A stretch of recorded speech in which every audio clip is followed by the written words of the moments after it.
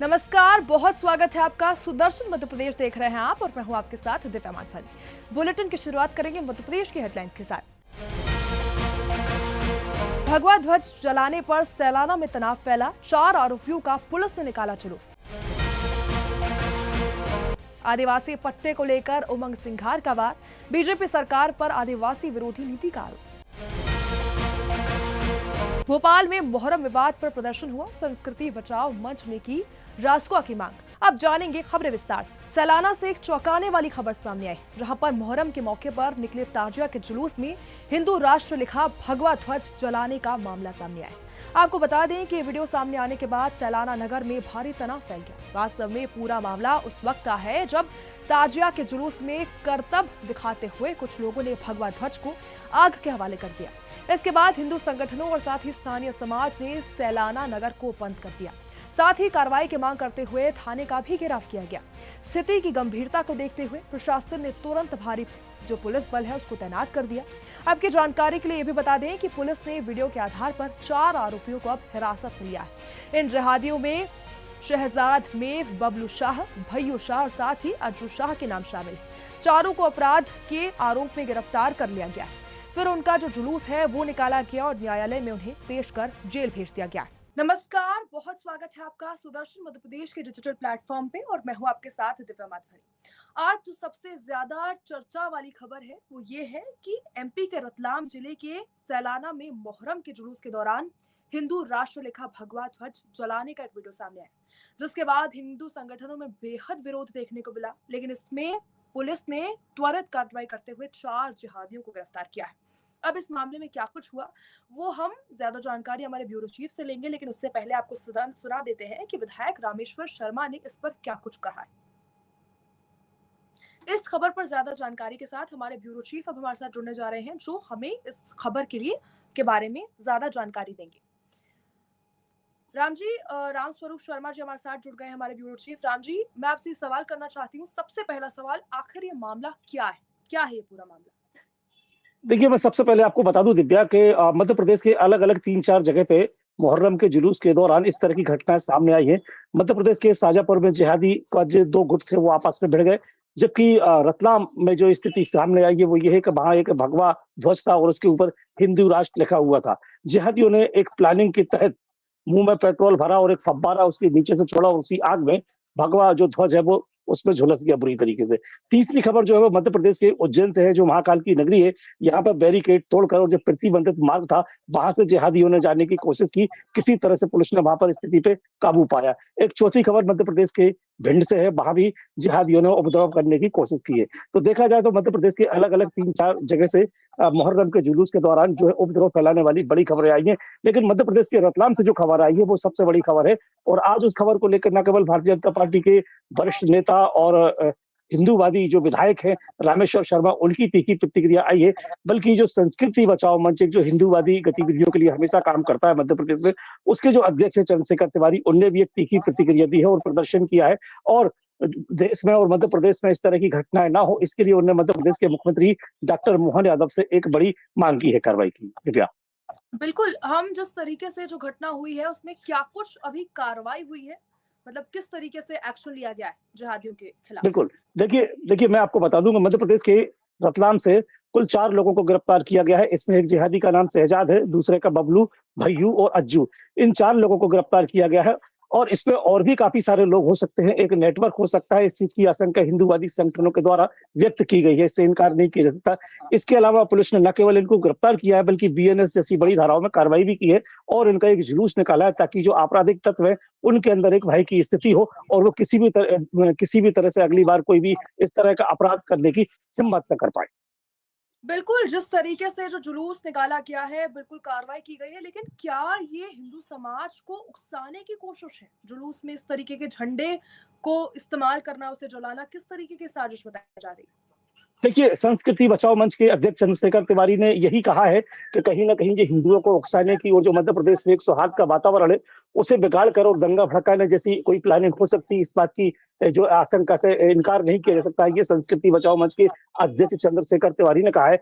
जबकि भारतीय जनता पार्टी के जो फायर ब्रांड नेता हैं, रामेश्वर शर्मा, उन्होंने साफ तौर पर जिहादियों को और असामाजिक तत्वों को चेताया है कि यदि इस तरह की हरकतों को या घटनाओं को अंजाम दिया जाएगा, तो ऐसे हाथों को भी तोड़ दिया जाएगा और ऐसे पैरों को भी तोड़ दिया जाएगा। खुले तौर पर रामेश्वर शर्मा ने ये कहा है और कुछ देर पहले हमने वो बाइट्स यहाँ पर सुनवाई है। दिव्या। बिल्कुल, बिल्कुल आपने सही कहा। जिस तरीके से ये जो पूरी साजिश की गई उसके खिलाफ 4 जिहादियों को गिरफ्तार किया गया और ये बड़ा एक्शन है, क्योंकि इससे संदेश जाता है कि अगर किसी भी धर्म के लिए इस तरीके की हरकत की जाने की कोशिश की जाएगी तो पुलिस और प्रशासन दोनों इसको लेकर सख्त हो चुका है। और तमाम जानकारी के लिए धन्यवाद। आपने हमारे दर्शकों को जानकारी दी थैंक है यू। जिससे उन्हें पता चलेगा कि क्या कुछ ये पूरा मामला है और अब जिहादियों के खिलाफ किस तरीके के एक्शन सरकार लगातार ले रही है। धन्यवाद। देखिए, मुहर्रम का जुलूस हो या ईद की नमाज हो, कहीं कोई आपत्ति नहीं है। निर्धारित जो पुलिस ने अनुमति दी है उसी पर जुलूस निकालो, चाहे जितनी छाती पीटो, हमको कोई आपत्ति नहीं है। लेकिन पुलिस ने जिस मार्ग की अनुमति नहीं दी, वहां अगर घुसोगे तो हाथ पैर तोड़ दिए जाएंगे। पुलिस पर अगर धारदार हथियारों से हमला करोगे तो वो हाथ अब सुरक्षित नहीं रहेंगे, क्योंकि भारतीय जनता पार्टी और डॉक्टर मोहन यादव जी की सरकार है। बाबा साहब अम्बेडकर का कानून किसी को हाथ में नहीं लेने दिया जाएगा। जुलूस निकालो, नमाजें पढ़ो, ईद मनाओ, कोई परेशानी नहीं है।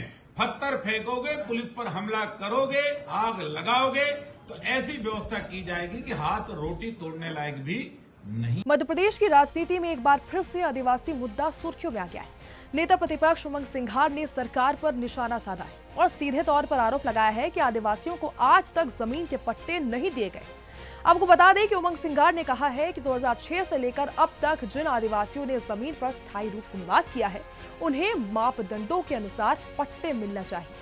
वास्तव में सिंघार का कहना है कि अधिकारी जानबूझकर आदिवासियों के पट्टे निरस्त कर रहे हैं। और क्या कुछ कहा उन्होंने वो आपको सुनाते हैं। वो आदिवासी पहले से वहां पे रह रहे थे 2006 के पहले। ये आज एडवांस टेक्नोलॉजी है का जमाना है। हम आवेदन निवेदन पे लगे रहते हैं। सरकार को जब गूगल मैप है, गूगल इमेजरीज आपको सभी को एक पब्लिक पोर्टल पे अवेलेबल है, तो 2006 के पहले जो काबिज थे, जिनकी जमीन है, उसकी आप इमेजरी निकाल लो। ये जो दावे आपत्तियां हो रही है, नए आवेदन आ रहे, पुराने आवेदन आ रहे, तो इनको लेके सरकार स्पष्ट नहीं है। क्या फॉरेस्ट डिपार्टमेंट के पास क्या नहीं है, क्या इमेजरीज नहीं है? तो मैं अवेलेबल करा देता हूँ 2006 की पहले की। मुख्यमंत्री जी उसके आधार पे सबको पट्टे दे, खत्म करे। सुप्रीम कोर्ट ने भी कहा वो वैलिड है। वहाँ के ग्राम सभा में जो बड़े बुजुर्ग लोग जिन्होंने कहा कि हम यहाँ पर ये लोग काबिज है, तो उस आधार पे दे। किस आधार पर जिले की कमेटियां निरस्त कर रही है, ये समझ में नहीं आता। ये राजनीतिकरण हो रहा है। और मैं सोचता हूँ कि आदिवासियों या अन्य समाज जो कई सालों से उस जमीनों पे है, उनको हक मिलना चाहिए तत्काल। हमने नेपानगर से शुरुआत करी है, कई जगह इस प्रकार की बात है। और मैं तो ये भी कहना चाहता हूँ, सुप्रीम कोर्ट के अलावा भारत सरकार के 3/5/2025 को जो आंकड़े भारत सरकार ने दिए, उनके हिसाब से केंद्र राज्य सरकार ने 3.25 लाख पट्टे निरस्त किए। तो क्यों करें ये बताएं। आप पट्टे देना नहीं चाहते हो और आपकी सरकार, आपके अधिकारी पट्टे निरस्त कर रहे हैं। ये सही है, भारत सरकार की रिपोर्ट है, उसके पोर्टल पे ये 31/5/2025 की रिपोर्ट है। मैं यही कहना चाहता हूं कि और यहां पर मुख्यमंत्री जी कहते हैं कि 2.5 लाख पट्टे अभी हमको देना है। भोपाल में संस्कृति बचाओ मंच ने आज प्लेटिनम प्लाजा के पास प्रदर्शन किया। मंच की मांग है कि मुहर्रम के जुलूसों में पत्थरबाजी और हिंदू राष्ट्र के झंडे जलाने जैसी घटनाओं में शामिल लोगों पर रासुका का लगाकर कड़ी कार्रवाई की जाए। आपको बता दें कि मंच का कहना है कि कुछ लोग जानबूझकर मध्य प्रदेश की फिजा बिगाड़ने की कोशिश कर रहे हैं और हिंदू समाज को भड़काने की भी कोशिश की जा रही है। वास्तव में मंच ने मुख्यमंत्री मोहन यादव से मांग की है कि इन लोगों का आपराधिक रिकॉर्ड खंगाल कर उन्हें जेल भेज देना चाहिए।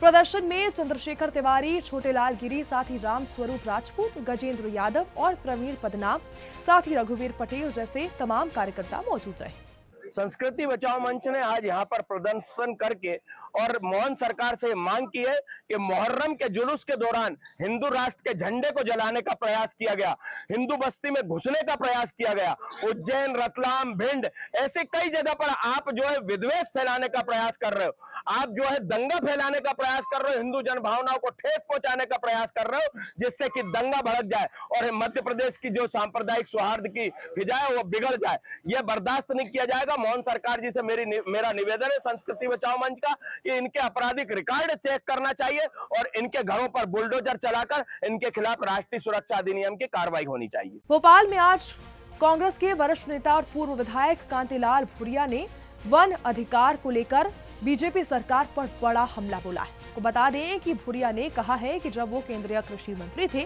तब कांग्रेस सरकार ने वन में रहने वालों को पट्टे देने का अधिकार दिया था और वन अधिकार कानून पूर्व प्रधानमंत्री मनमोहन सिंह की देन है। वास्तव में भूरिया का आरोप है कि बीजेपी सरकार ने कांग्रेस द्वारा दिए गए पट्टों को निरस्त कर दिया है और जिन किसानों को अधिकार मिले थे उन्हें जमीन से भगाया जा रहा है।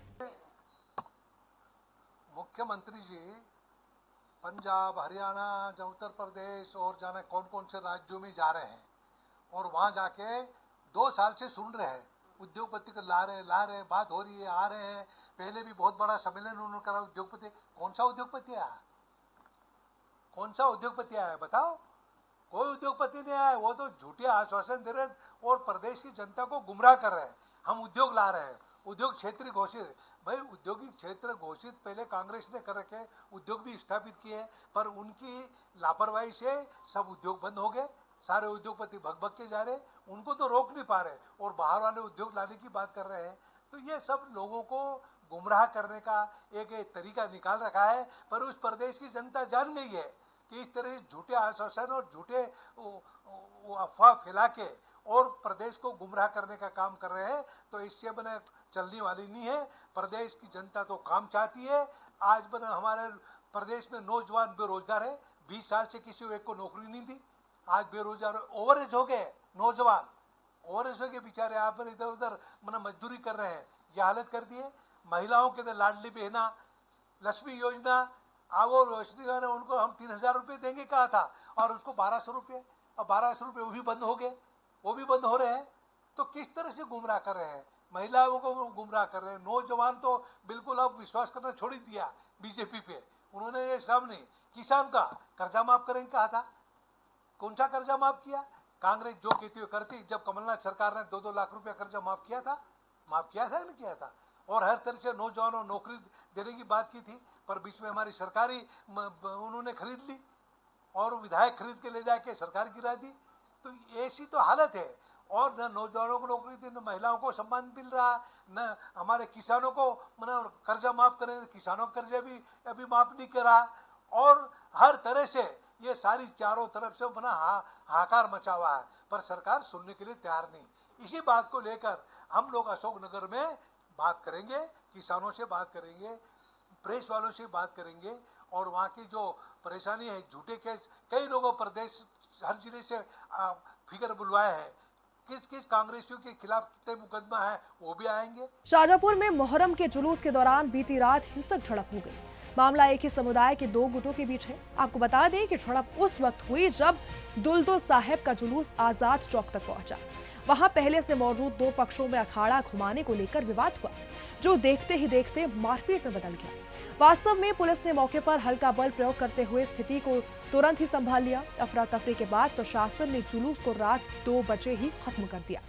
अब जरा सोचिए, अगर पुलिस समय पर नहीं पहुंचती तो स्थिति और भी बिगड़ सकती थी।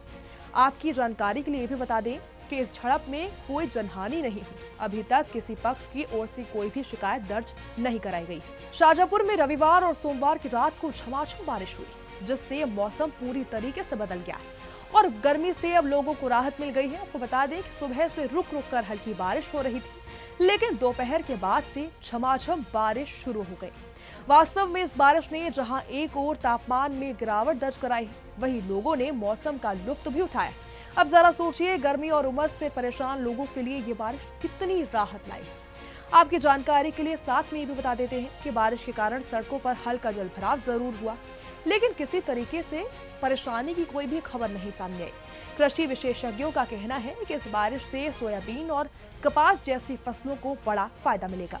विदिशा की रॉयल सिटी कॉलोनी के पास उस वक्त हड़कंप मच गया जब एक मजदूर ने बाउंड्री वॉल के दूसरी ओर नाले में एक नरकंकाल पड़ा देखा। आपको बता दें कि शव की नीली टी शर्ट और काले पैंट के कपड़े थे, जिससे इलाके में सनसनी फैल गई। सूचना मिलते ही सिविल लाइन थाना प्रभारी विमलेश कुमार राय टीम के साथ वहां पर मौके पर पहुंचे। वास्तव में जांच में सामने आया कि ये जो शव है लगभग 20 दिन पुराना है और पूरी तरीके से नरकंकाल में बदल चुका है। आपकी जानकारी के लिए ये भी बता देते हैं कि शव की जो पहचान है वो 35 साल के युवक के नाम से हुई है, जो कि पास के ही एक झुग्गी बस्ती में रहता था और हम माली का काम वो करता था। पुलिस अब मामले की हर पहलू से जांच कर रही है। कौन थे ये, आपको क्या लगता है? देवर छोटे वाले। क्या नाम था इनका? लाल सिंह। कब से लापता थे? 19 तारीख से। 19। आपने रिपोर्ट दर्ज कराई थी? कराई थी, 19 तारीख की गई। तो अभी आपने देखा नरकंकाल पहचान में आ गए क्या? हाँ, थोड़ी थोड़ी तो लग रही है अब हमें। काय से लग रहा है आपको? क्या लग रहा है? कपड़ा से। कपड़े वही जो पहने हुए थे? हाँ, मुझे नहीं। कहाँ रहते, कहाँ थे? हाँ, गेरा कॉलेज। शादी हुई थी कि नहीं? हाँ, हो गई थी शादी। हो गई थी। कितने बच्चे हैं? बच्चे नहीं है, खत्म हो गई है। ये रॉयल सिटी फेज 2 में एक अज्ञात कंकाल की सूचना प्राप्त हुई थी, जो मौके पर पहुंच घटना से निरीक्षण किया गया है, जिसकी पहचान प्रथम दृष्टया ये अपने लाल सिंह नामदेव के नाम से हो रही है, जो 19 तारीख को गुमा था और 20 तारीख को थाने पर उसको गुमनाम पंजीबद्ध है। घटना स्थल निरीक्षण से प्रथम दृष्टया प्रतीत होता है कि मृतक द्वारा फांसी लगाकर यह आत्महत्या की गई है, जो कंकाल गले में भी गमछा का सर्कल मिला है और पेड़ पे गमछा बना हुआ मिला है। मर्ग कायम कर जांच में लिया गया है। ये सूचना करीब 2 बजे प्राप्त हुई पुलिस को और सब करीबन 15 से 20 दिन पुराना प्रतीत हो रहा है। अशोकनगर में कांग्रेस के हल्ला बोल आंदोलन को लेकर जीतू पटवारी ने सरकार पर सीधा हमला बोला है। आपको बता दें कि पटवारी ने कहा है कि आज सभी कांग्रेस नेता आम जनता की लड़ाई लड़ने अशोकनगर आ रहे हैं। विपक्ष की जिम्मेदारी निभाते हुए जनता की समस्याओं को लेकर हम लगातार आवाज उठा रहे हैं। वास्तव में उनका कहना है कि सरकार हमारी आवाज को दबाने की कोशिश कर रही है और सत्ता का दुरुपयोग किया जा रहा है। बता दें कि पटवारी आज गिरफ्तारी देने की बात भी कह चुके हैं। साथ ही कलेक्टर को चेताते हुए बोले कि सरकार के तोते ना बने, पापों का हिसाब होगा। फिलहाल के बुलेटिन में बस इतना ही। मध्य प्रदेश की तमाम खबरों के लिए देखते रहिए सुदर्शन मध्य प्रदेश। जय हिंद।